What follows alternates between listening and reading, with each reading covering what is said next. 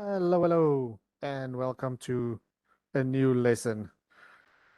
Well, apologies for today. I'm wearing a different shirt. Usually I wear a black one, but I'm doing private lessons, and I usually wear this shirt for my private lessons, and I usually wear a black one. I don't know why I have different shirts, but nonetheless, um, here we go with another vocabulary slash reading slash conversation later lesson at least.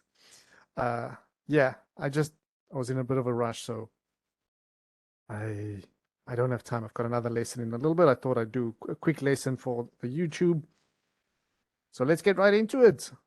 Let me share the Ingu site and have a look at the article for today.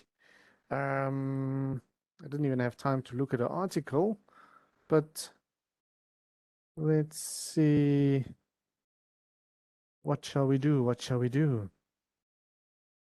Well, let's do it was Halloween yesterday in some place. No, it's not Halloween anywhere in the world anymore. But let's do the Halloween one. How to carve perfect Halloween pumpkin. Alrighty. So, as always, I'm going to start you with a vocabulary. Hit pause. Afterwards, read it out loud. Say the words, okay? First one, tradition. That is a belief, activity, or way of doing things that has existed among a particular group for a long time. Example sentence: the tradition of bringing a tree into the home at Christmas began in Germany in the 16th century. All right, next one we've got carve, and that is to cut into a hard metal in a hard material in order to make an object, a pattern, etc. The building found in the ancient city of Petra was carved into the cliff around 2000 years ago. Then immigrant, and that is a person who has come to live in a country that is not their own. Canada welcomed a record number of immigrants in the first half of 2020. Next one, spirit, and a supernatural being. The movie is about a girl who is possessed by an evil spirit. Then we've got at an angle, and that is in a direction noticeably different from vertical, horizontal, or parallel. I accidentally mounted the TV to the wall at a slight angle. Next one, artificial, and made by people rather than being natural. All of our products are free from artificial colors and additives. Okay, so jumping right to the article then. Again, as I always say, hit pause after each little paragraph or sentence in some of these cases and read them out loud. Say the words. Speak. You have to speak. Doesn't matter what it sounds like. The only way it's going to sound better is if you say it. So start speaking. All right, so let's read. How to carve the perfect Halloween pumpkin. Oh. The tradition of carving a scary face in a pumpkin is believed to have been started by Irish immigrants in the US who, when in Ireland, would carve scary faces on turnips. The idea was that the faces would frighten away spirits. But how do you carve the perfect pumpkin? First, get a large, fresh pumpkin with a flat bottom. You can buy it early, but don't carve it until about 3 days before Halloween. Start by cutting a big hole in the top with a sharp knife. Cut at an angle so the cut piece doesn't fall into the pumpkin when you put it back on. Some people prefer to cut the bottom, saying it's safer to put a pumpkin over a lit candle than to put your hand inside to light it. Then use a big spoon to take out the soft inside of the pumpkin. To make it easier to carve, it's best to make the pumpkin wall thinner on one side. Good housekeeping recommends leaving it about 3 centimeters thick. You could also use the wall parts to make soup or cook the seeds for a snack. Next, draw a face on the pumpkin using a pen, then cut it out with a knife. You could also draw your idea on paper first, then use a fork to make holes in the pumpkin along the lines you want to cut. Finally, put a light inside. An artificial candle is usually safest. If your pumpkin starts looking tired before October 31st, you can put its face in cold water for a few hours to make it look fresh again. Okay, excuse me, itchy nose. So let's go right into our discussion questions. First one there. Have you ever carved a pumpkin for Halloween? Well, I'm from South Africa, so we don't really celebrate Halloween over there. We have Halloween parties, but not trick or treating or putting up decorations. So, no, I've never carved a pumpkin for Halloween or for anything. What Halloween traditions are practiced where you live? Well, in my country, it's the same here in Thailand as well. We usually people have Halloween parties. So in some clubs, they would have Halloween parties. People dress up, and maybe in schools they would have a Halloween day where kids can dress up as well. But no trick or treating, nothing like that. It's just dressing up and having kind of a party. What are your favorite holiday traditions? Hmm, I would have to say Christmas. Christmas is the obvious one. It's the biggest holiday and my favorite one as well.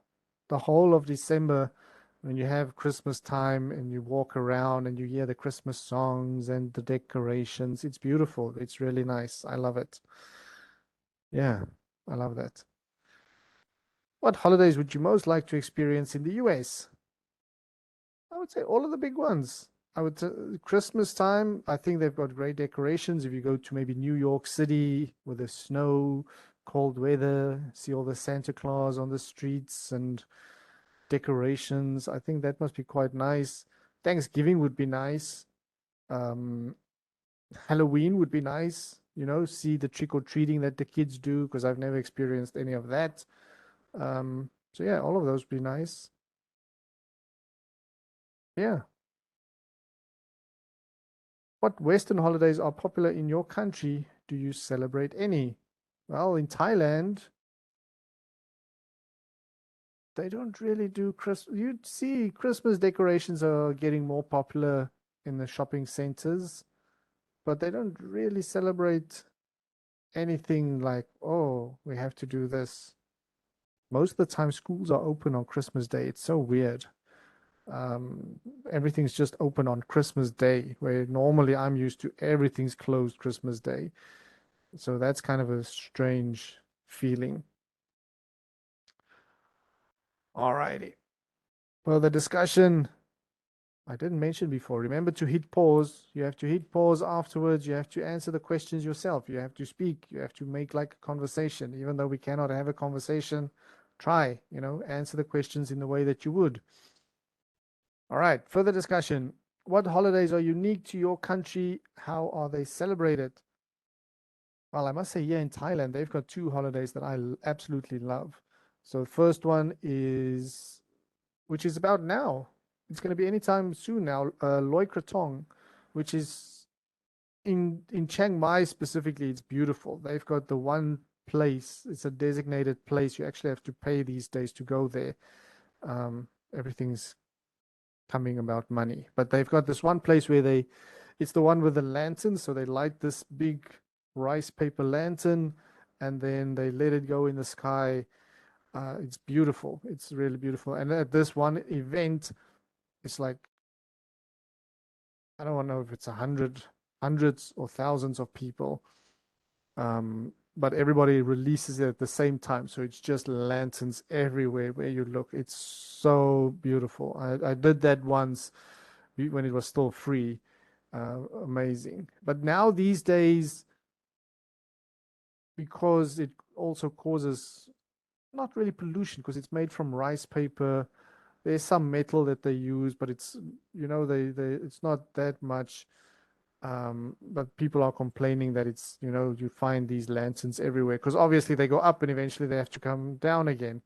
So you find these things everywhere, and sometimes it's a fire hazard because people set it, release it, and then it goes into a tree. So there is some dangers involved with it, but still, it's so nice. And but nowadays, it's not.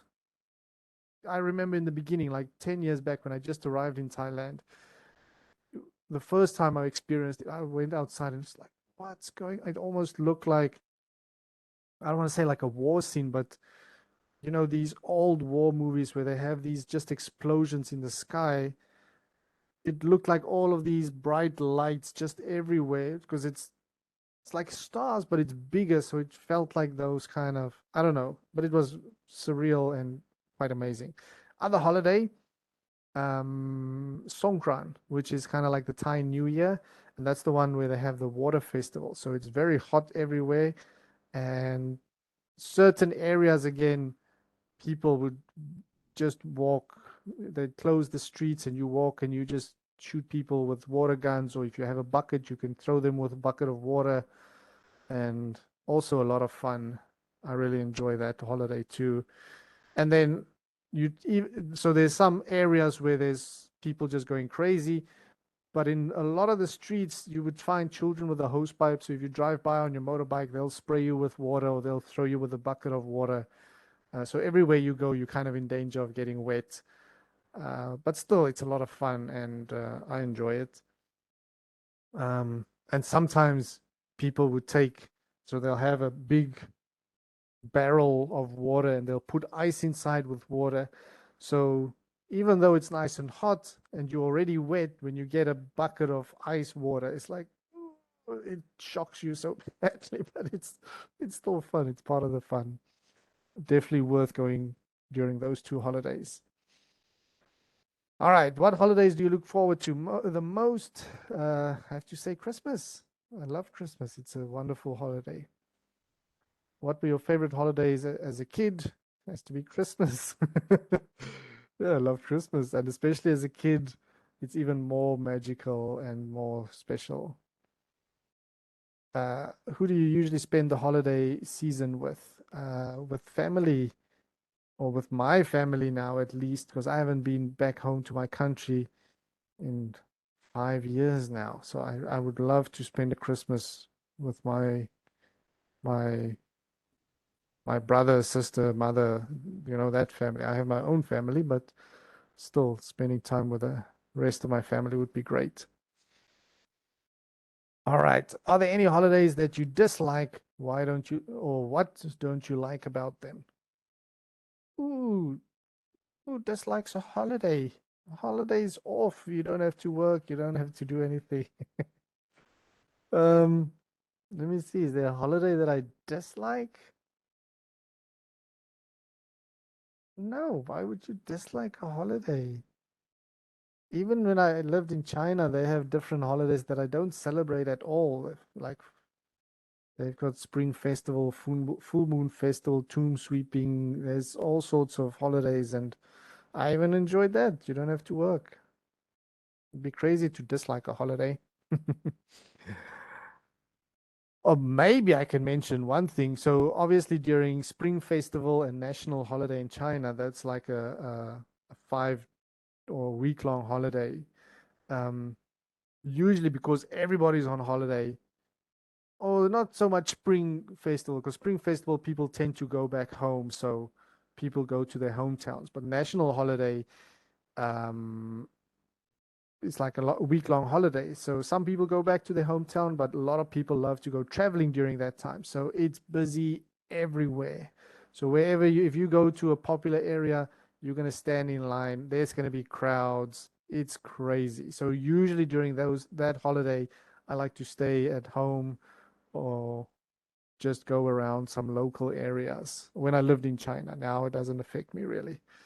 But I still liked it. I'd be crazy not to like it. So yeah, it's not that I dislike it. I still love it. Just have to pick your places where you go. All right.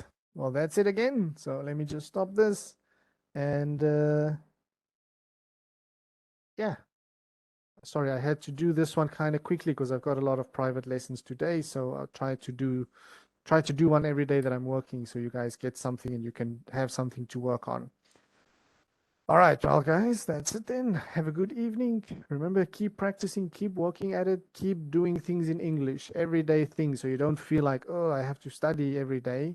Do things that you would normally do, just do it in English. So it's like, oh, I have to do this, but okay, I'm doing it in English. Doesn't feel like I'm studying, but I'm using the language. All right. Okay.